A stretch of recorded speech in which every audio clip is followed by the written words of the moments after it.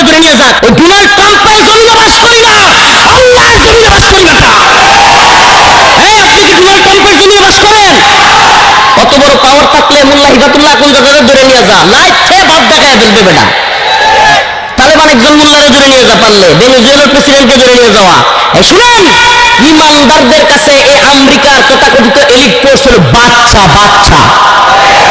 ইমানদারদের কাছে এরা বাচ্চাও না।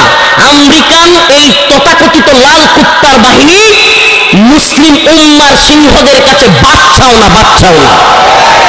সুবহানাল্লাহ। আমার একটা ছোট্ট বাহিনী থাকলে ওরে পিড়িয়ে ধ্বংস করে দিতাম। আল্লাহ তাআলা আমাদেরকে এই হিম্মত দান করুন। আর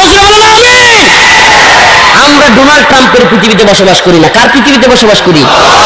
এই তথাকথিত বাটপার নেতারা এই ট্রাম্পের ভয়ে চুপ থাকতে পারে। শোনেন, কিয়ামতের ঠিক আগ মুহূর্তে, আবার বলছি, কিয়ামতের ঠিক আগ মুহূর্তে তথাকথিত মুসলিম রাষ্ট্রগুলোতে মুনাফিক সরকার তৈরি হবে। এই আলামতটা পাচ্ছেন? এই তথাকথিত কাতার, তথাকথিত আরব, তথাকথিত বাংলাদেশ, এই সমস্ত রাষ্ট্রের শাসকগুলো বেশিরভাগ শাসক মুনাফিক। এরা এতটাই মুনাফিক যে ট্রাম্পের কথায়, আমেরিকানদের কথায়, আমেরিকার পররাষ্ট্রনীতির কথায় উঠে আর বসে।